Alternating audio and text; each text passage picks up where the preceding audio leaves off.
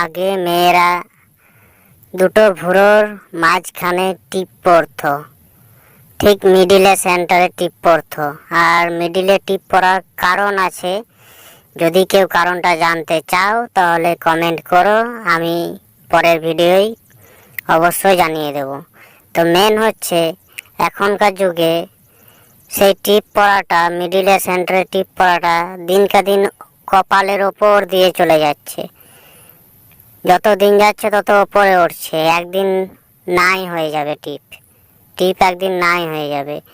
তারপর আবার নতুন করে নাকের মাঝখানে নাকের পড়তে শিখেছে, ঠিক ফ্যাসিয়া বলে মনে হয়।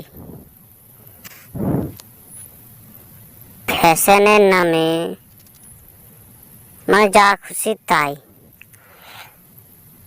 ছেঁড়া কাপড় পরলেই কি ফ্যাশন? এটা তো আমার মাথায় ঢোকে না যে ছেঁড়া কাপড় জামা পরলেই ফ্যাশন। তা গোটা বানাবার দরকারই কি? যা খুশি তাই পরলেই হয়ে যাবে। কেউ যদি তার কাপড় জামা যদি ছিঁড়েও যায় তো সে চলে আসবে, কারণ সে ফ্যাশনের নামে চলে যাবে। কি আজব দুনিয়া বাবা! ফ্যাশনের নামে দিনকে দিন কাপড় ছোট হচ্ছে, কাপড় জামা পরাই ভুলে যাচ্ছে।